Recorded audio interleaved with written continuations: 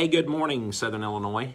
This is State Representative Darren Bailey from the 109th District, coming to you on a beautiful Thursday morning from 228 North Stratton here in Springfield. So coming at you a little bit early this morning because I have a 9 o'clock committee meeting. So I got some things I want to share with you. Yesterday turned out to be quite an eventful day in more ways than one. It was kind of a good deal because things have been kind of sleepy up here and a little bit frustrating because nothing's going on. But yesterday things got kind of kicked in gear a little bit. We didn't do anything on the House floor, but most of that stuff actually happened during and after that we were meeting. So Senate Bill 1966, Kathleen Willis, she's a representative from Chicago. She's taken this Senate bill up. It is a bill regarding the FOID card. No, the Democrats don't want to come. They don't really want to take our guns away. That's what we hear throughout the area from staunch Democrats. But guess what? When they pass laws like this, it's just chipping away, and it has one purpose in mind, and that's to eventually take the guns away, because kind of like taxing us, they believe that taking our guns away is going to make things safer. So keep this on your radar. Representative Kathleen Willis, reach out to her regarding the FOID card. Cuts it down from 10 to 5 years. It increases the fee from $10 to $50, and it requires fingerprinting. So we're pretty blessed in our part of the world with these sanctuary counties. Many of the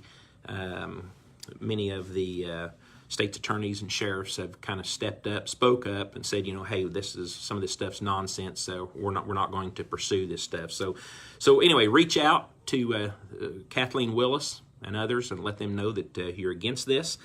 Also, yesterday, I think it was yesterday, maybe the day before, Alabama made abortion illegal.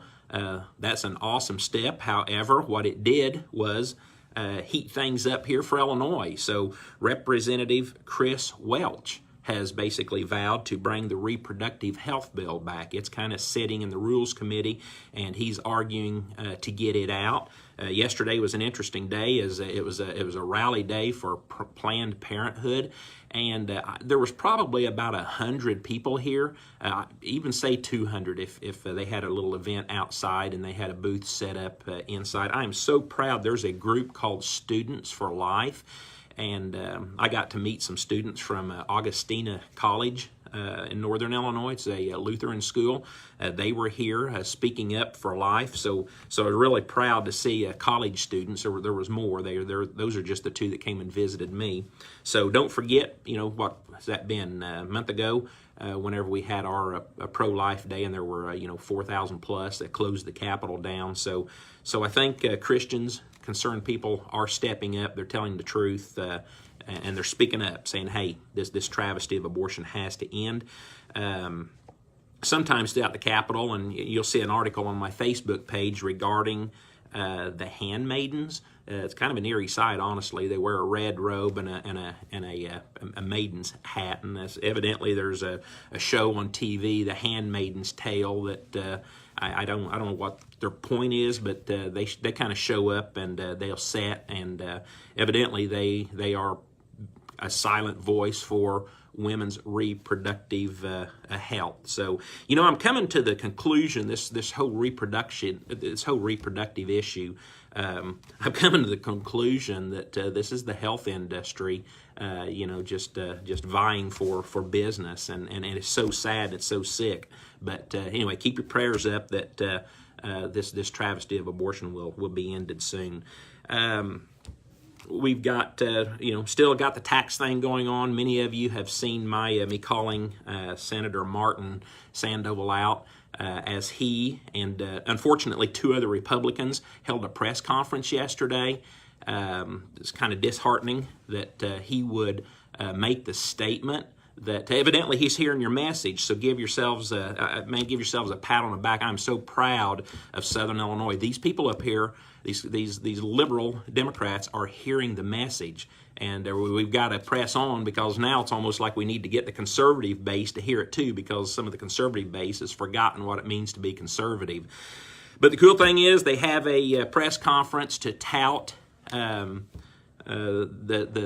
gas tax increase, the license plate fee, plus the license fee as well. And he called me out in that press conference. I thought that was so interesting. And he even made a statement to say that, basically our district or any other districts that their representatives or senators voted against this bill, that maybe they should just cut them out. You can go ahead and pay your high taxes, but you wouldn't reap the benefits of having your roads repaired and everything else. So keep in mind, this bill is they're touting an infrastructure bill. So evidently in the state of Illinois, we can only work on infrastructure every 10 years. They're calling it an infrastructure and a vertical bill. So basically roads, bridges, buildings. Now they're throwing schools potentially in it.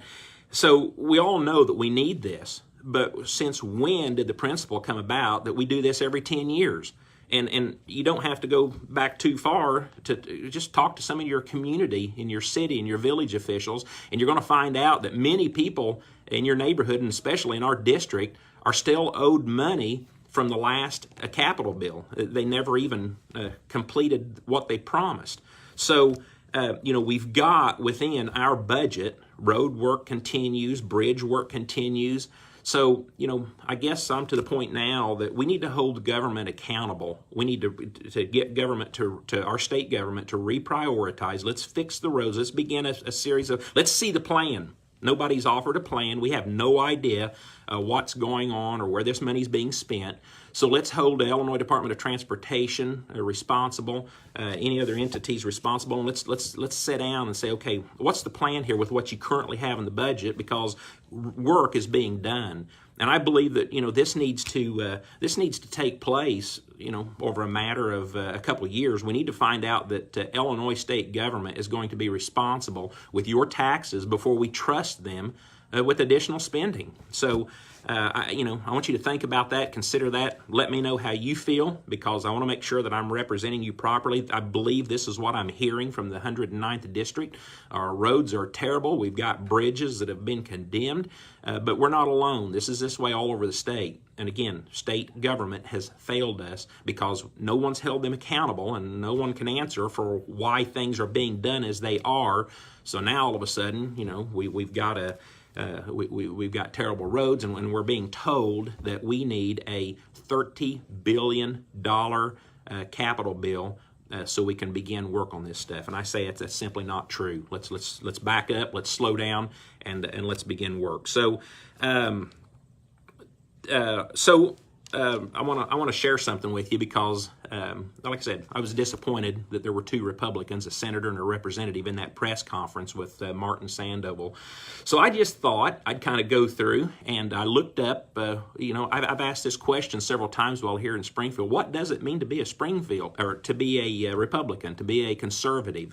And it's kind of like a lawyer who goes to law school and never reads the Constitution, and I found out recently that actually happens. So keep in mind, our Constitution is the base of what this country stands for and where all of our laws should hinge from.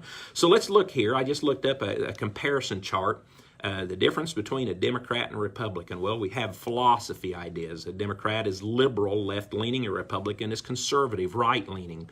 Economic ideas. Basically, this nails it. Progressive taxation, higher rates for higher income brackets, and so a Republican believes that taxes shouldn't increase for anyone, even including the wealthy, and that wages should be set by the free market.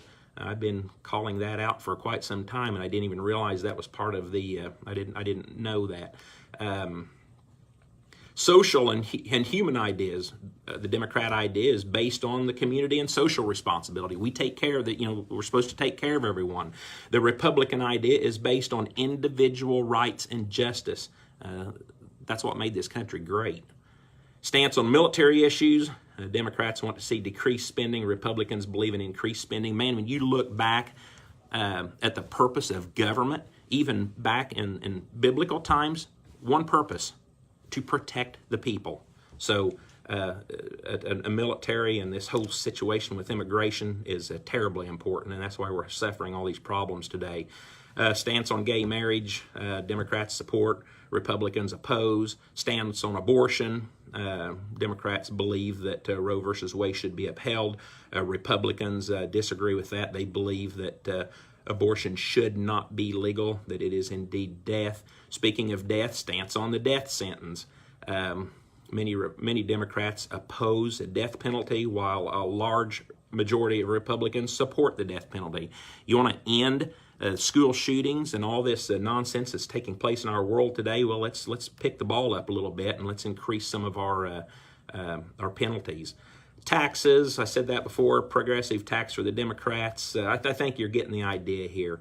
But I'm going immigration, that Democrats believe that we should just allow anyone to come in and be undocumented, whereas Republicans are generally against amnesty for all undocumented immigrants.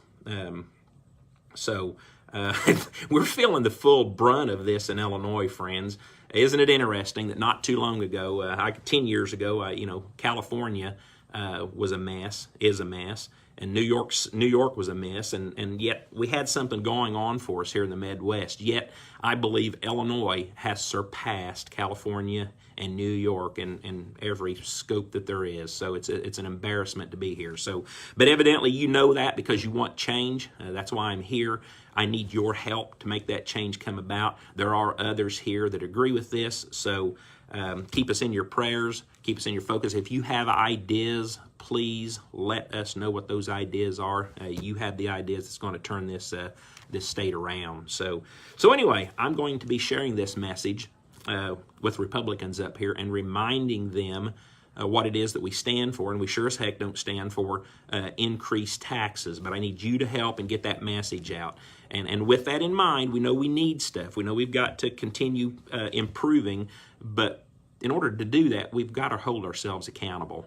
So I need your help with that. So other than that, Robert Coker is coming today from New Beginnings Church in Fairfield. He's going to be opening the house floor up in prayer. I'm excited about that. And I think that kind of nails things for today. Keep an eye on ilga.gov. Keep an eye on the bills. Keep an eye on my Facebook pages, my web pages. And yesterday, I think we introduced we're a texting program. I haven't sent a text out yet, but it's Bailey, B-A-I-L-E-Y, the number 4-I-L. You go to 484848 and you text Bailey, number 4 at I-L, Bailey 4-I-L.